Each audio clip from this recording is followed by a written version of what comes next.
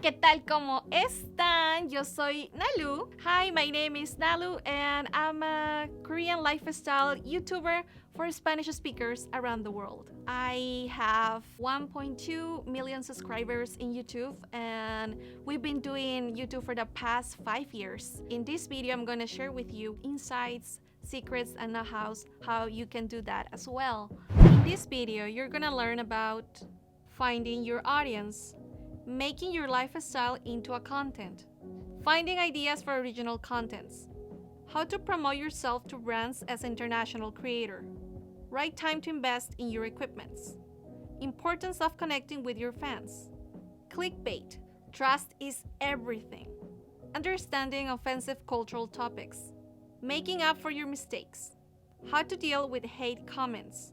Mostly my audience are Spanish speakers around the world, and majority of them, they are in Latin America. Their ages are from 15 to 24, and amazingly, 92% of them are women. 5 years ago when I started, there was so many Spanish speakers in the other side of the world that love Korea, love Korean music, love Korean series, movies, food. I create content for them because I saw that huge necessity. They were hungry for content, and at the time there was not much content. There were just blogs mostly. So I just said, why not to feed those people that are hungry for content? Why we just don't give them something they can satisfy and enjoy? People were happy and everything started to grow. When you start a channel or you're starting your channel, it's very important to see what the market needs. Identify your demographics. It's very easy.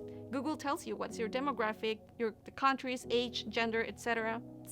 Observe what they need, what they're hungry for, and try to feed them with your content.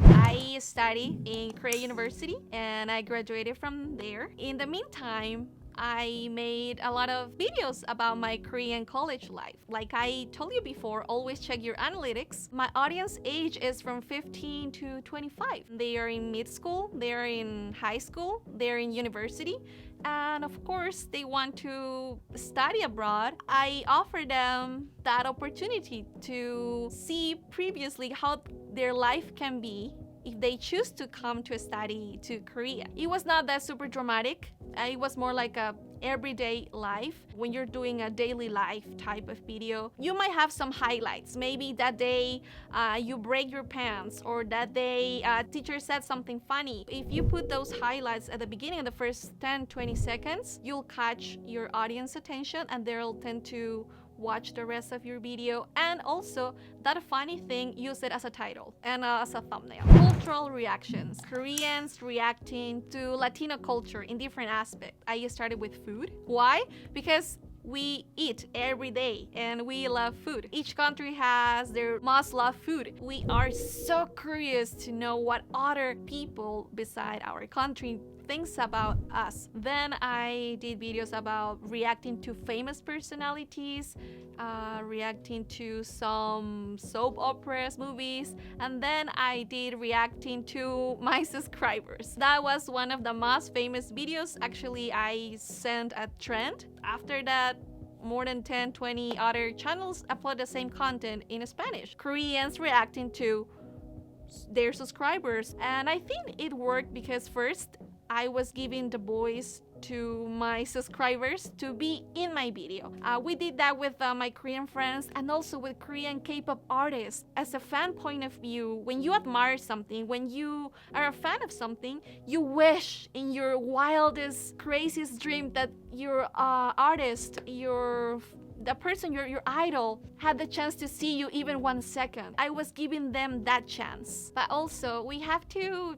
see reality these days. If you type Koreans reacting to, coreanos reaccionando, you'll find all kind of videos of Koreans reacting to everything you want to imagine. Those videos being already made. I was telling you, trends move so fast. Thousands of videos are uploaded each minute. So how to find those trends or those viral contents now when the market is oversaturated? One of the tips I can give you is find or look for content that is not in your language. There's a lot of trendy videos in Korean, there's a lot of trendy videos in English. Try to adapt that content to your culture or our culture. If it's trendy in Korea, of course, might be working for Korean creators or Korean audience. So if you do exactly the same, it's not gonna work because we think different, right? We feel different. Yeah, catch the main idea of the video that is working. Try that if you're out of ideas or you're looking for something trendy. Also, I encourage you to find what is viral. I'll give you an example. I made a video about a very viral song, Scooby-Doo Papa. It was so trendy back in the day, like a year ago in Mexico. And I said, that song is trendy. What if I dance in the street? That worked because the song was so trendy, and I make a video about dancing that song in the street in Korea. I connect two topics that didn't have anything in common. That super trendy Mexican song, which is not even a Korean song, and I mix it with dancing in Korea because that's where I live. So I mix both, and boom, I made viral content with maybe 2-3 million views now. There's a lot of countries that our CPM, Spanish included, is lower. If we rely 100% of AdSense, that can be super tricky. For example, like these days, because of Corona, CPM is so low. To begin with, we have a low CPM because Spanish CPM is low. Now with Corona, the revenue is disappearing. How can we diversify our source of incomes other than AdSense? If you decide to do YouTube as your full-time job and you already have a big audience and you want to know how can I start negotiating or how can I start working with sponsors and brands, one of the challenges we have as international creators, and what I mean with international is that our audience is not in the place we live. So how can we connect? How can we work with brands even though we are not living in the same country? Our audience is abroad. I'm not gonna lie, it's challenging. It's a little easier when you're living in the same country as your audience because it's easier for brands to contact you and to work with. You have more opportunities, but at the same time, you're competing with way more people. So you're kind of in a red market, in a red ocean. When you're an international creator and your audience is abroad, is in other country, you're kind of in a blue ocean, if you want to say, if you want to put that example. The niche is smaller. Maybe there will be less companies looking for your specific demographic, but there exist. You can also create your own market. When I started here, nobody knew about Spanish market, and they even knew that was important. Because we're in Korea, they will always focus on Southeast Asia, China, and Japan. That will be the main market. Instead of waiting for companies to look for you, you have to pitch your idea to companies, you have to prepare your numbers and explain your market. Maybe those companies, they don't have that necessity yet, but you're gonna show them that those products can work in your market as well. Maybe a lot of companies, they will turn down that and they will say no, but maybe there will be some companies that they will be interested. And that's how I've been working the last 5 years, trying to open those markets, trying to show the importance of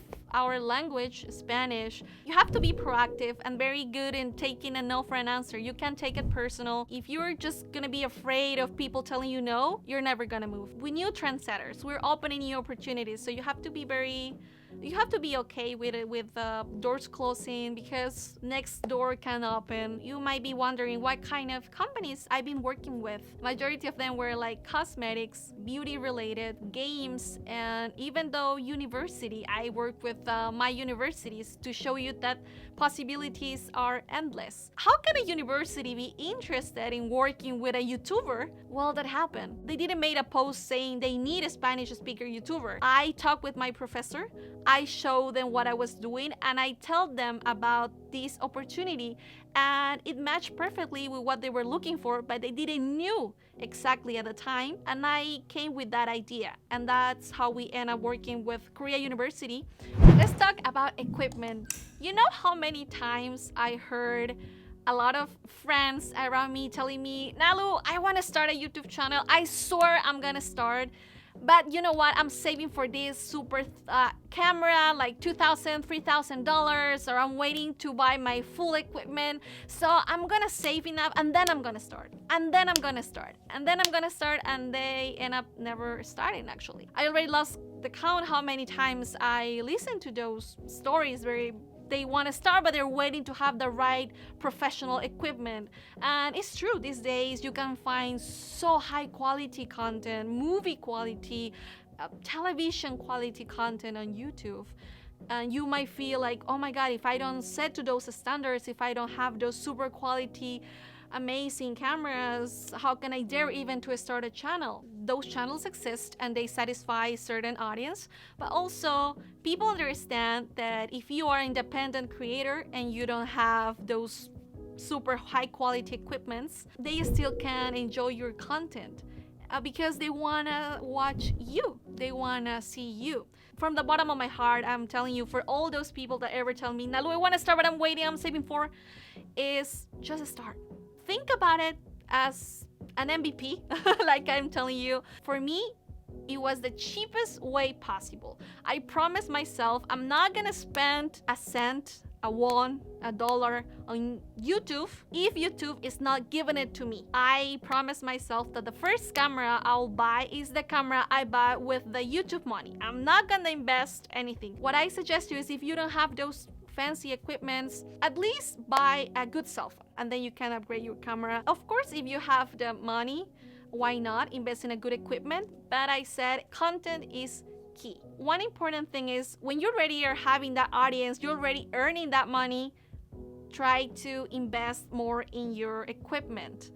One of the mistakes I had is I was being too frugal. I was not buying a mic, I was not buying lights, because I said no, I want to save. But these days, because there's so many creators, investing in a good mic, investing in at least a light that is gonna help you, is it really worth, and it really makes a difference. But when you're starting, just with a cell phone. If you don't have a cell phone, just ask your friend, your boyfriend, your parents to lend you their cell phone. That's how I started. When I started, I didn't have a cell phone, and I asked my coworker to lend me his cell phone. If you're starting, just start as cheap as possible. If it's not working for you, what are you gonna do with your super expensive equipment? When you're middle to big creator, you're starting to have the audience, then is the right time to invest, of course, in your possibilities.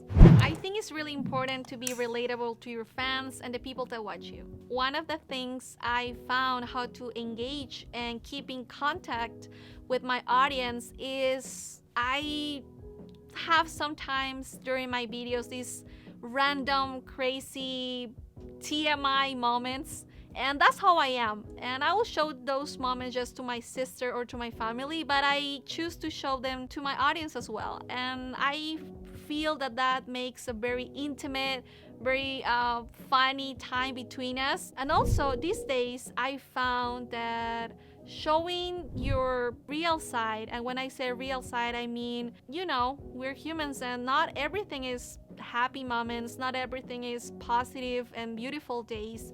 We have very bad days, we have a lot of insecurities. These days, I'm choosing to show those bad moments, those insecure moments with my audience as well. I'm doing it for two reasons. First, because I want them to get to know me as a human being, especially in social media and Instagram. We just see those perfect moments, those happy moments, and we tend to believe that's reality. And me choosing to show myself when I'm sad or when I'm not feeling okay and sharing that on my platform, I'm aiming to them to connect with me in a different level. And also, at the end, I'm not just telling them that, okay, I feel bad. So it's not that I'm just like telling them my problems. I tell them a reflection and a possible solution. When people watch my stories, they're like, oh, Nalu, you know, I felt insecure too. I feel sad too. They're resembling with me. They're connecting with me in this deeper level, because we're humans. We all have problems. And then when I shared a solution, they said, oh my God, this is what I need. I thought I was the only one struggling. I thought I was the only one having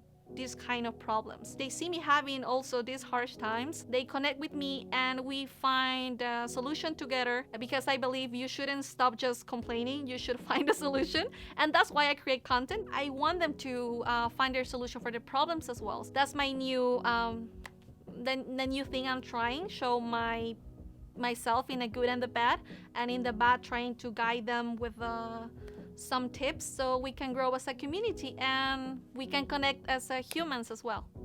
Clickbait is when you put a title or use a thumbnail, an image thumbnail that has nothing to do with your video. So you're kind of scamming and lying to people. You can see this so many times on YouTube. You put a new member to my family and you touch your belly. What you're saying to the people is that you're pregnant. People click because they want to find out if you're pregnant, but you, the video is actually you having a stomachache. That's a video I watched once. You don't use clickbait, that's bad, because you lose your trust. We're living now in a world that is changing. Things that used to be acceptable 10 years ago are very judgeable these days. You should be very careful about skin tone, skincare colors. If you want to make whatever makeup, when you're talking about beauty, just do whatever you want with your own skin tone. That's very important. Vice versa, if you're doing content about Korea, don't try to move the shape of your eyes. That's not the way how it should be done. Don't try to imitate other ethnicities.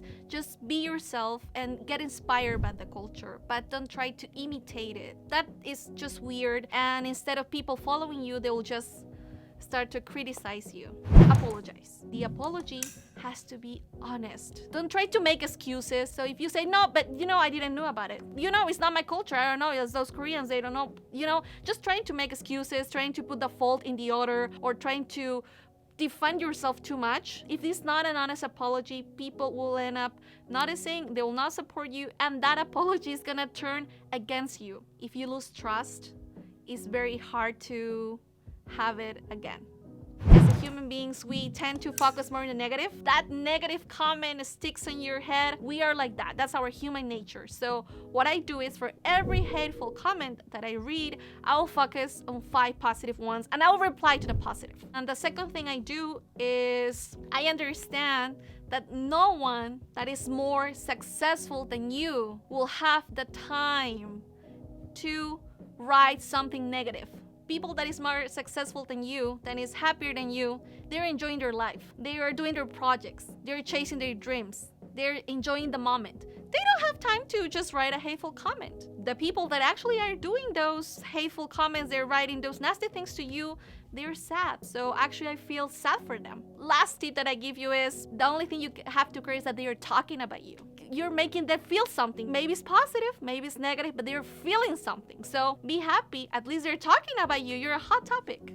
Thanks for watching. This was Nalu sharing with you my most insightful tips on how to become a successful K-influencer. Keep watching KoreanNet for more Korean related content, and let us know in the comments what you want to watch next. Y recuerda, sí se puede. Remember, yes, you can.